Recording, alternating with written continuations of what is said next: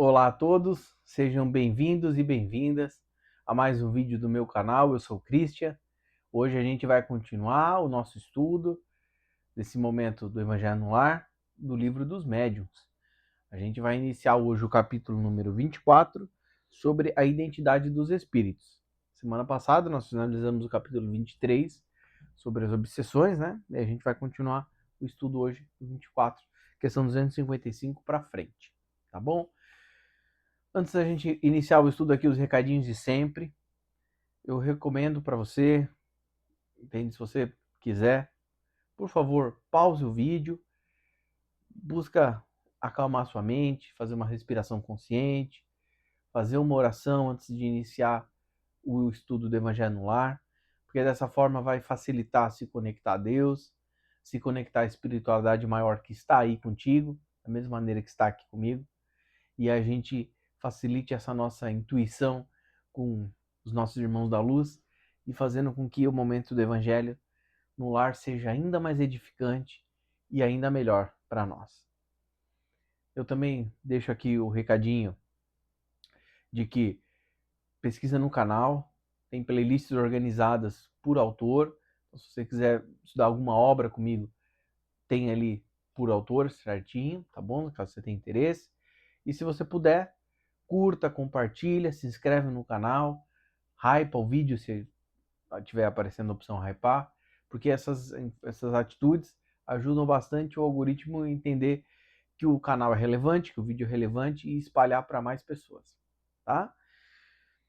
E antes da gente iniciar aqui, o último recadinho que é, se você puder, se você quiser, separa aí um copo de água, um copo de chá, um líquido, para que no momento que eu terminar o estudo aqui, que eu vou fazer a oração de encerramento, os nossos irmãos da luz vão fluidificar, magnetizar essa água, para que quando a gente beber essa água, ela nos faça bem. Tá bom? Então vamos lá, gente. Questão 255. Aqui é uma parte sobre provas possíveis de identidade. A questão da identidade dos espíritos é uma das mais controvertidas. Mesmo entre os adeptos do espiritismo, é que com efeito os espíritos não nos trazem um ato de notoriedade, e sabe-se com que facilidade certos deles tomam nomes emprestados.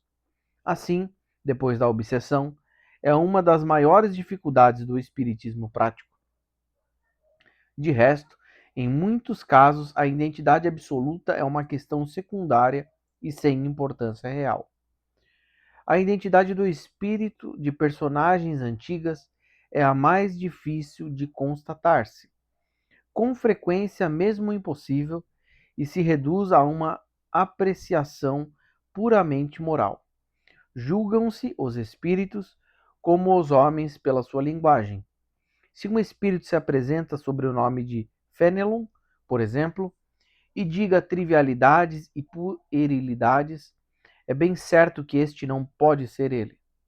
Mas se não diz senão coisas dignas do caráter de Fenelon, e que este não desaprovaria, há senão uma prova material, pelo menos toda a probabilidade moral que deva ser ele. É neste caso, sobretudo, que a identidade real é uma questão acessória. No momento em que o espírito não diz senão boas coisas, pouco importa o nome sob o qual elas são dadas. Objetar-se-á, sem dúvida, que o espírito que toma um nome suposto, mesmo para não falar senão do bem, não cometeria com isso menos fraude, e daí não pode ser um bom espírito. É aqui que há nuances delicadas, bastante difíceis de aprender e que vamos tentar desenvolver. Gente, interessante.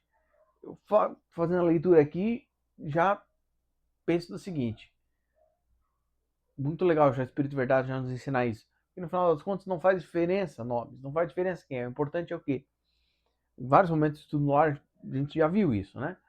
O importante é o conhecimento, entende?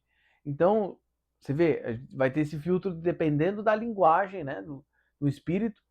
Um espírito de maior ascensão moral, né? Um Jesus, por exemplo, não vai ficar vindo falando trivialidade, xingando, esse tipo de coisa. Aí você já liga, cara, você não, pô, tem coisa errada, né? Mas assim, no final dos contos, vem uma mensagem edificante, vem uma mensagem que te agrega, que te ensina, um ensinamento moral, um ensinamento da luz, cara, pouco importa o nome. Principalmente que é aquela dinâmica, né? Então,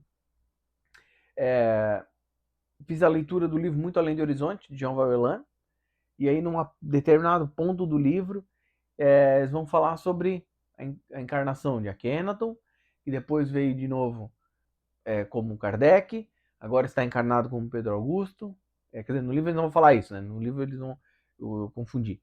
No livro eles vão falar do Chico Xavier, que lá atrás foi João Evangelista, depois ele foi Francisco de Assis, depois foi Chico, e lá no livro vão falar também do Paulo de Tarso, que estava reencarnado junto com o Chico, que aí uma inscrita no canal, muito gentilmente, compartilhou, fez um comentário, né, referenciando a obra, da informação de que foi Divaldo Franco, a reencarnação de Paulo de Tarso. E aí vamos parar para pensar, eu vou chamar aquele espírito de que forma? Como Paulo? Como Divaldo?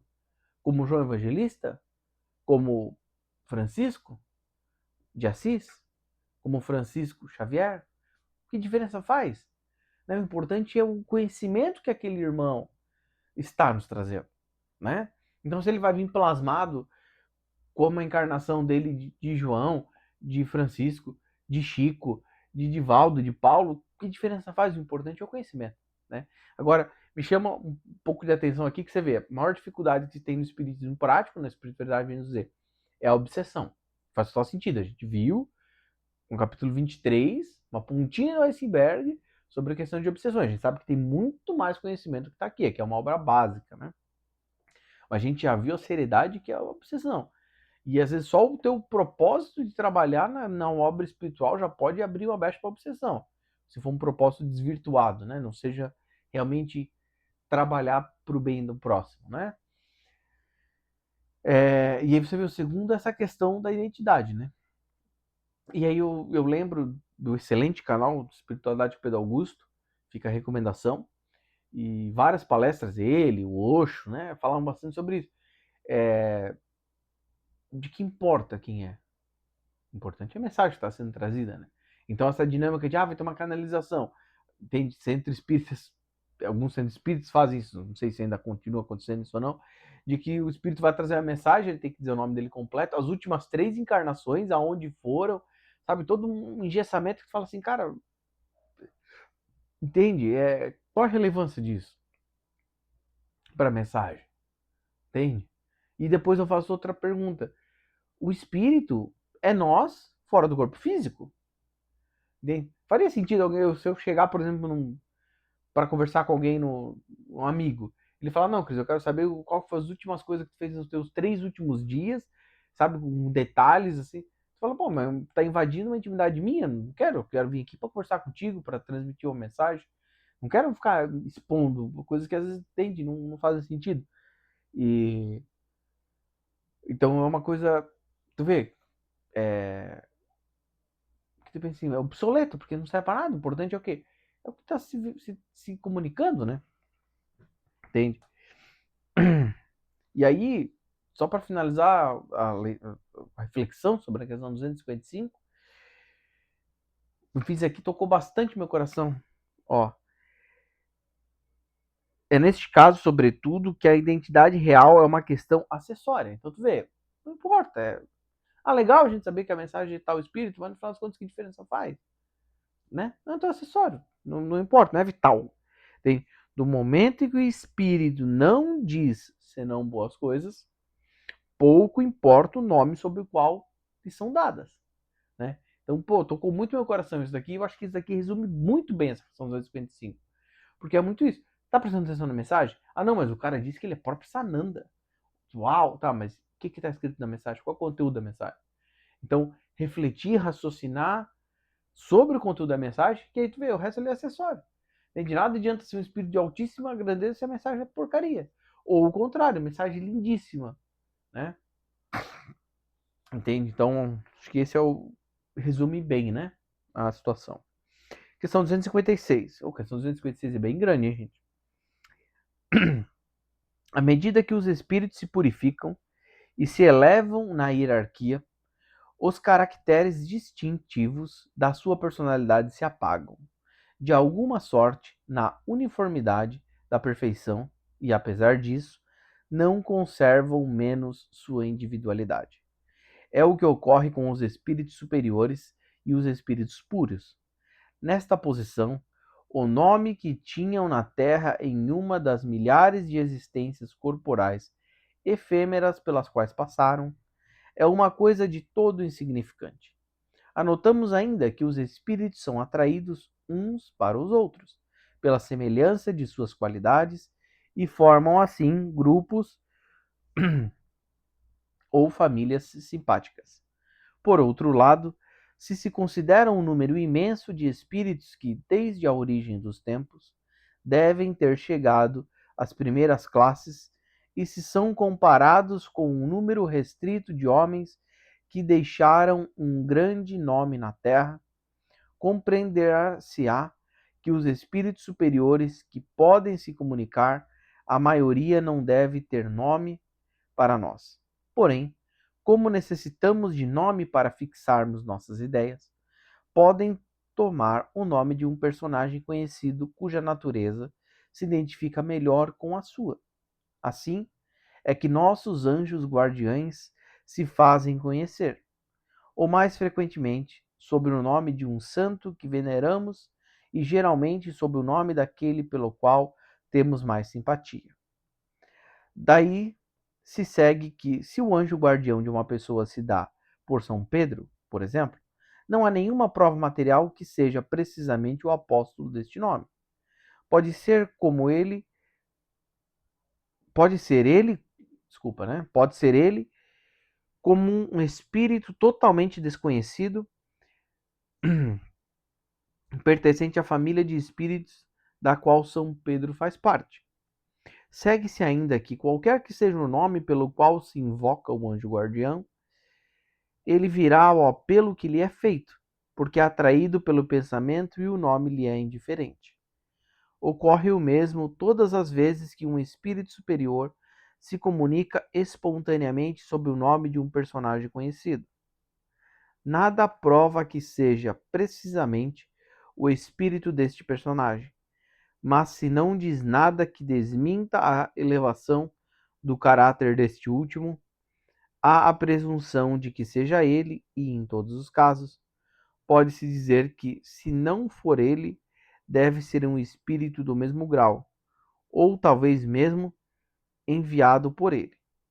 Em resumo, a questão do nome é secundária, podendo o nome ser considerado como um simples indício da classe que o espírito ocupa na escala espírita. A posição é diferente quando um espírito de ordem inferior adorna-se de um nome respeitável para dar crédito às suas palavras. E neste caso é tão frequente que não seria demasiado se ter em guarda contra essas espécies de substituições, porque é graças a esses nomes emprestados e com a ajuda, sobretudo, da fascinação, que certos espíritos sistemáticos, mais orgulhosos do que sábios, procuram dar crédito às ideias mais ridículas. A questão da identidade é, pois, como dissemos, quase indiferente quando se trata de instruções gerais, uma vez que os melhores espíritos podem se substituir uns aos outros sem que isso tenha consequência.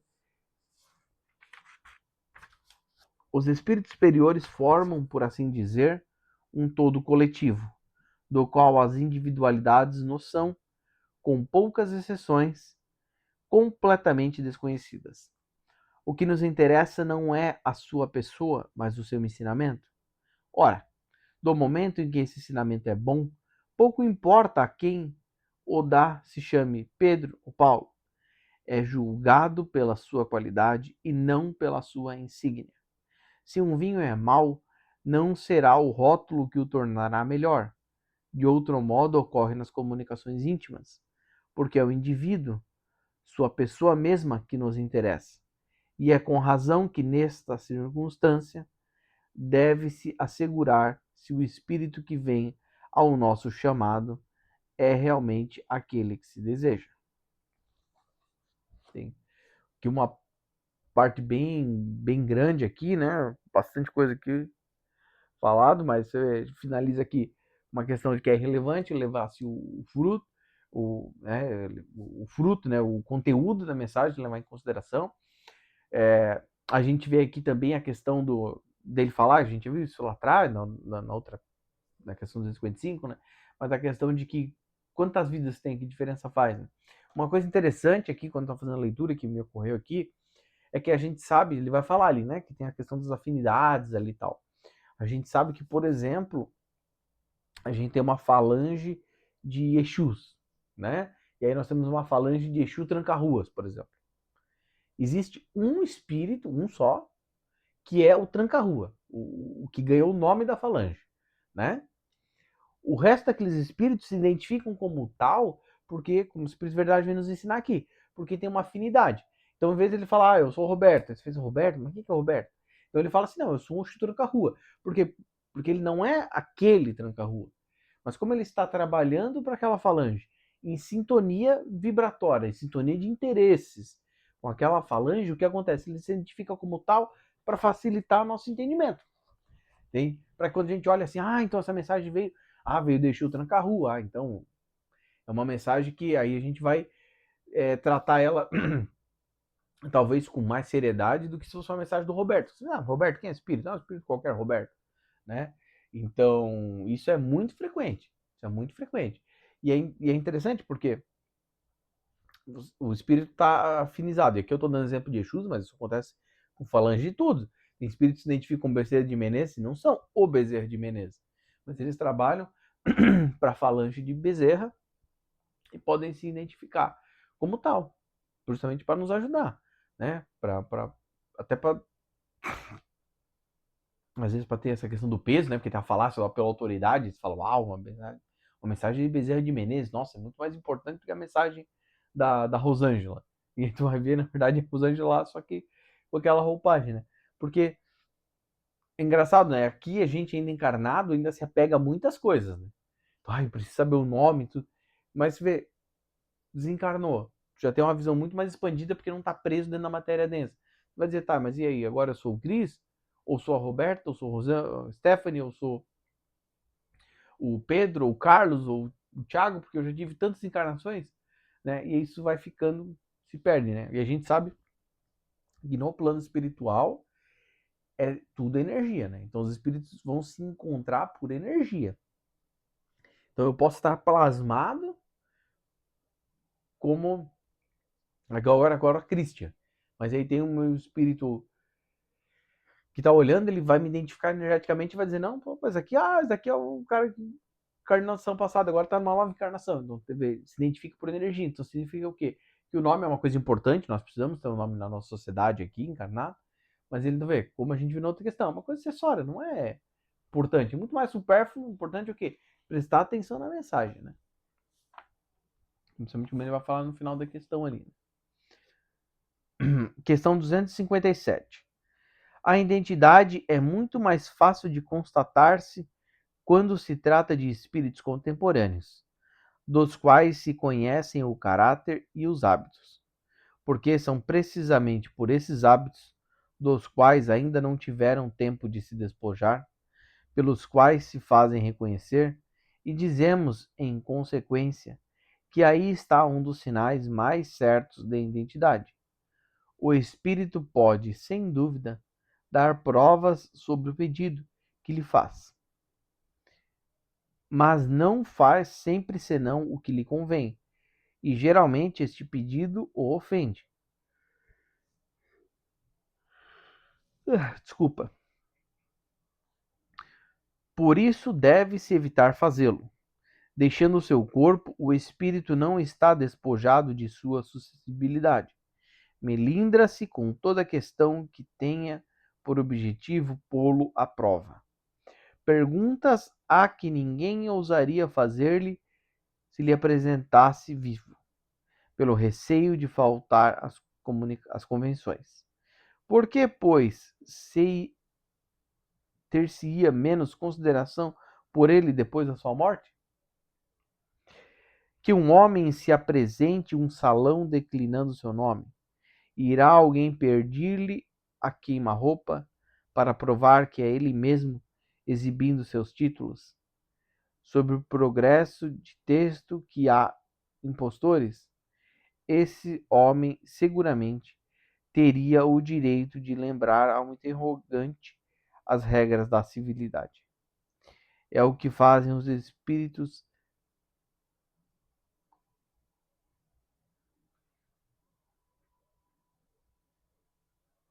vão ser. Pera aí, cara, me perdi aqui agora. Que um homem se apresente ao salão de crianças nome, alguém. Tá, aqui, ó. Esse homem seguramente teria o direito de lembrar ao interrogante as regras de civilidade. É o que fazem os espíritos, não respondendo ou retirando-se. Tomemos um exemplo por comparação. Suponhamos que o astrônomo Arago, quando vivo, se fizesse presente em uma casa onde sua pessoa não fosse conhecida. E se o apostrofasse assim: dizeis que sois Arago, mas como não vos conhecemos, dignai-vos de provar-nos, respondendo às nossas perguntas. Resolveu dar problema de astronomia. Dizei-nos vosso nome, prenome, o de vossos filhos, o que fizeis aí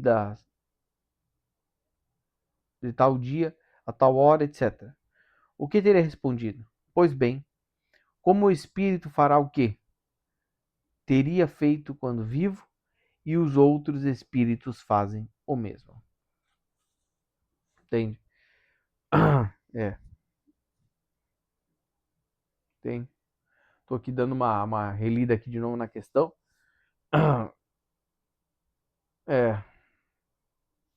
É, que me chama a atenção quando leio aqui que vê essa questão da prova, né? A gente sabe que os espíritos da luz eles ficam extremamente desconfortáveis e com essa questão de se provar que sejam eles. E aí você pensa assim, mas qual é a dificuldade de se provar que sejam eles? A dificuldade é, primeiro, que isso vem de uma origem, de uma descrença, tu não está acreditando naquilo.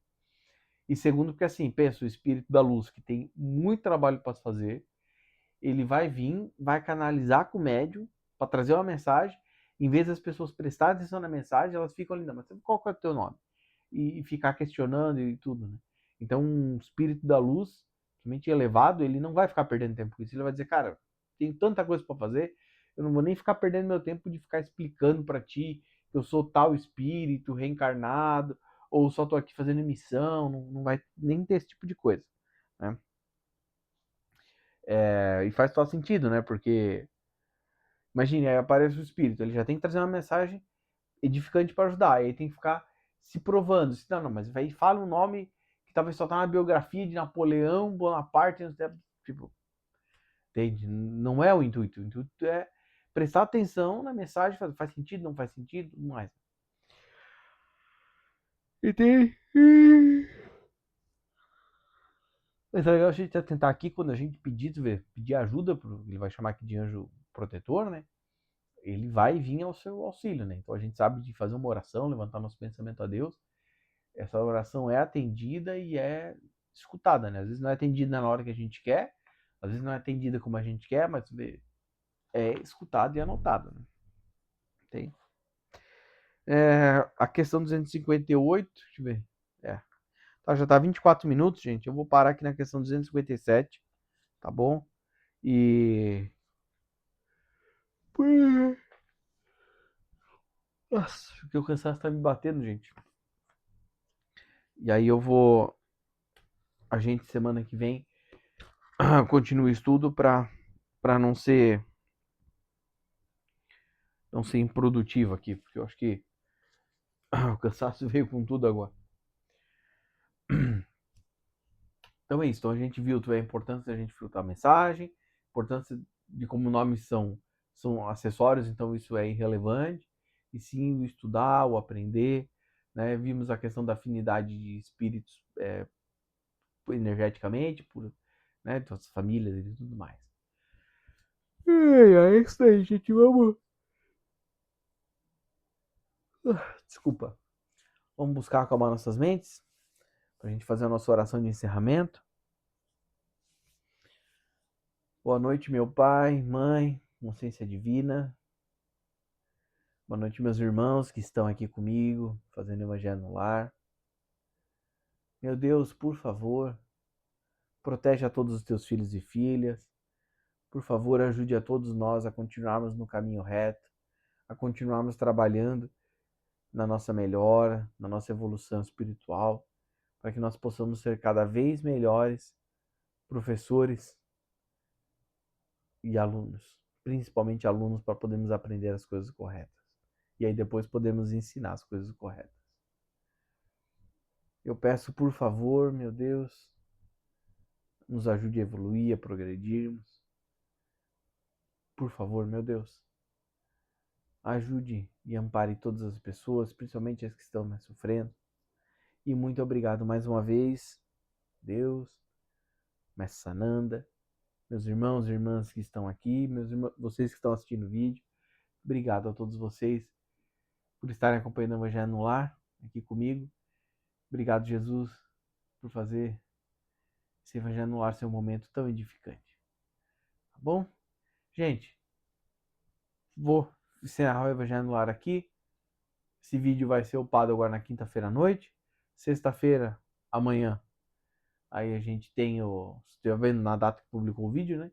A gente tem mais uma parte ainda continuando o estudo da obra de Sandra Carneiro sobre o Renascer da Esperança, né? É isso aí, gente. Fiquem todos com Deus. Um abraço e até a próxima.